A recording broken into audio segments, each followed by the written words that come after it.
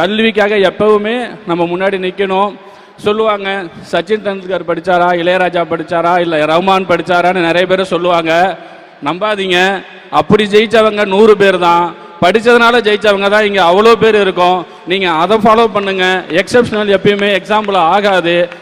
இளையராஜா படித்தாரா, சச்சின் டெண்டுல்கர் படித்தாரா, ரஹ்மான் படித்தாரான்னு கேட்குறாங்க. அவங்களெல்லாம் அவங்க பேச்ச அவங்க நம்பிடாதீங்க. நான் என்ன சொல்கிறேன்னே நீங்கள் அதில் வாங்கலை. நீங்கள் படத்தை எடுத்துட்டா பெரிய கல்வி அறிஞர்னு நினச்சிட்டு வந்து கருத்து சொல்லிடுறேன். நான் என்ன சொல்கிறேன்னே உனக்கு புரியல. நீ அந்த மேடல் நின்று பேசுறதுக்கு யாரு? நீ ஒரு படத்தை இயக்குனர், அவ்வளோதான். அதுக்கு என்ன காரணம்? நீ படித்த கல்வியை என்ன எது காரணம்? தனித்திறன் ஆற்றலை வளர்த்துக்கிறணும். என்ன சொல்றேன்னு தெரியல, முழு பேச்சையும் கேட்கறது இல்லை. ஏதோ கேட்டு ஒரு காரணத்தை சொல்லி கைதட்டு வாங்கிடணும். சரி, முதலமைச்சரும் துணை முதலமைச்சரும் வாங்கின கல்வி தகுதி என்ன?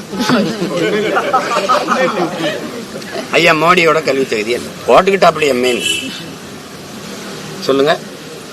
தம்பி உதயநிதியே பேசுறாப்புல, என்னோட வகுப்பு தொடர படிச்சாப்புல, வக்கீல் ஆயிட்டாப்புலன்னு.